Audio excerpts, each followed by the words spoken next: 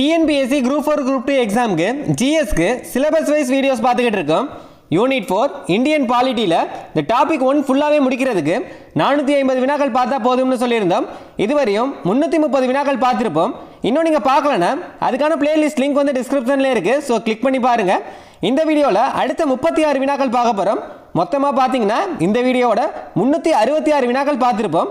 இந்த 366 வினாக்களை நீங்கள் படிச்சிருந்தீங்கன்னா 6th இந்திய அரசமைப்பு சட்டம் இந்த பாடம் ஃபுல்லாகவே முடிச்சிருப்பீங்க.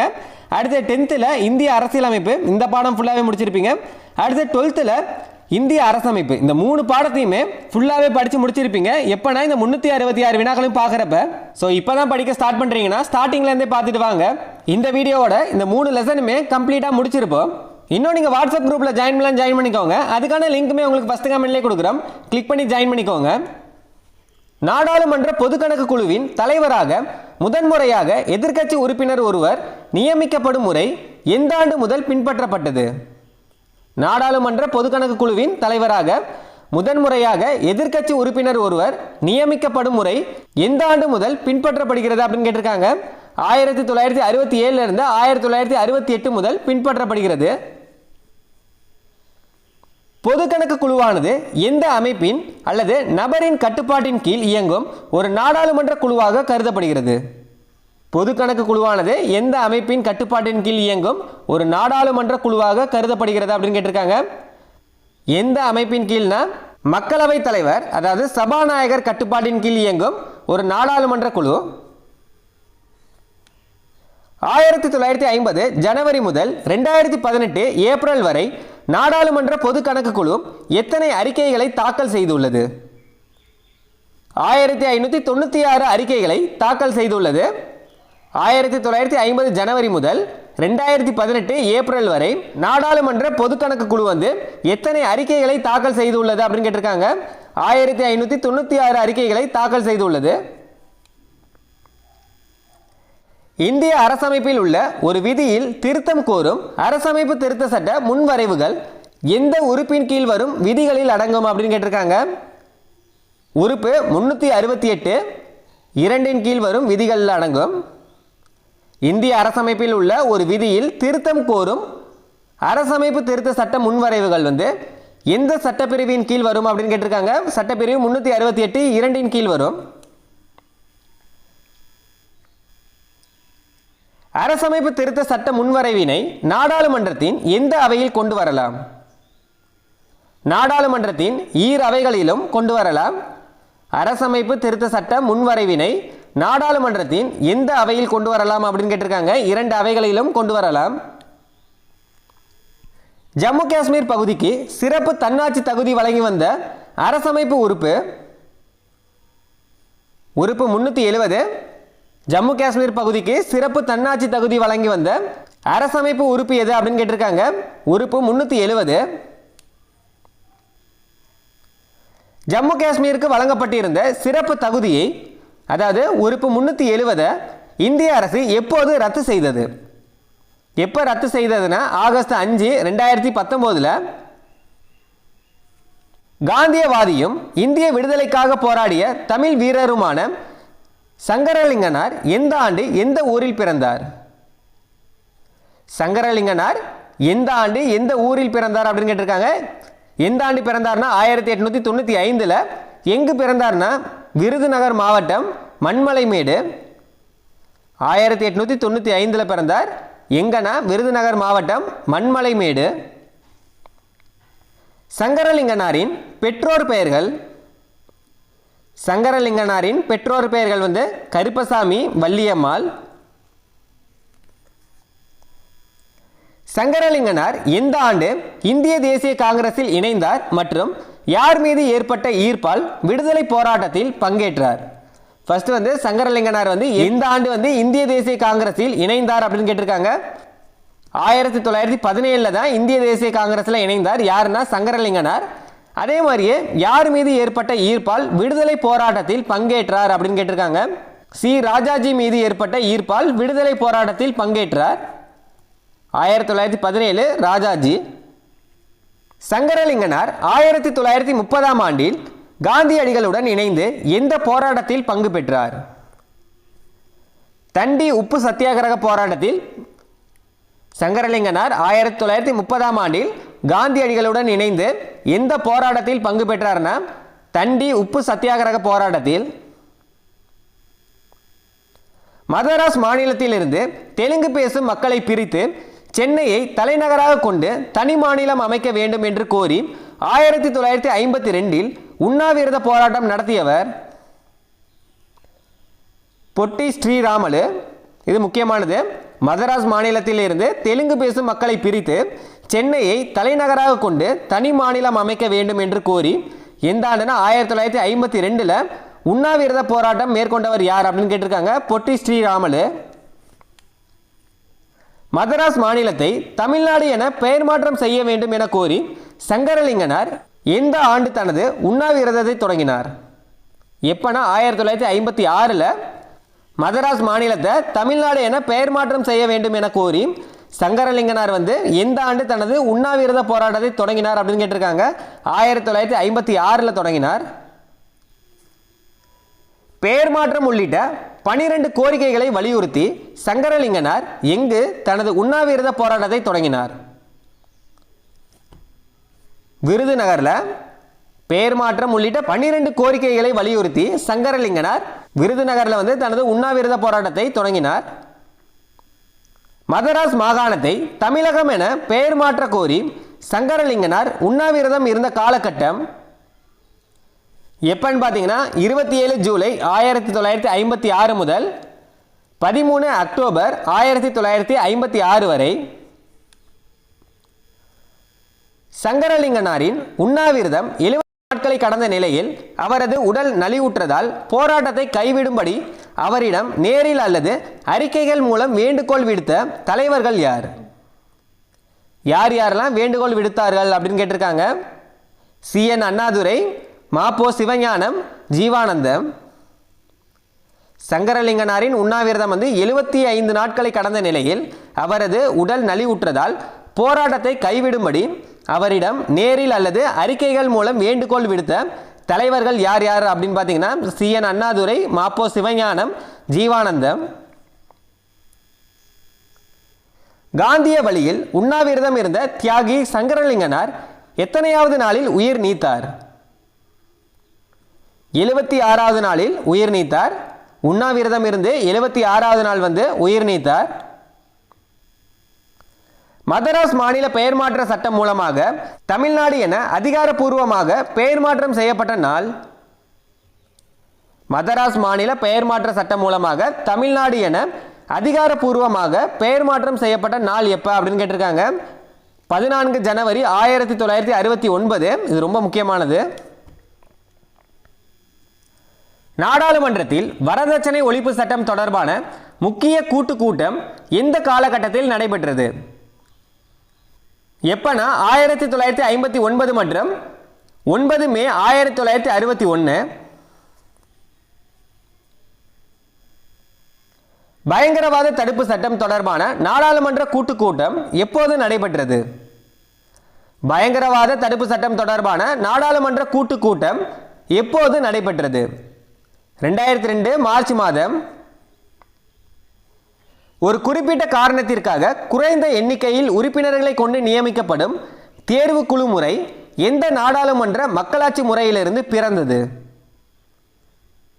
எந்த நாடாளுமன்ற மக்களாட்சி முறையிலிருந்து பிறந்ததுன்னா வெஸ்ட்மின்ஸ்டர் முறையிலிருந்து பிறந்தது.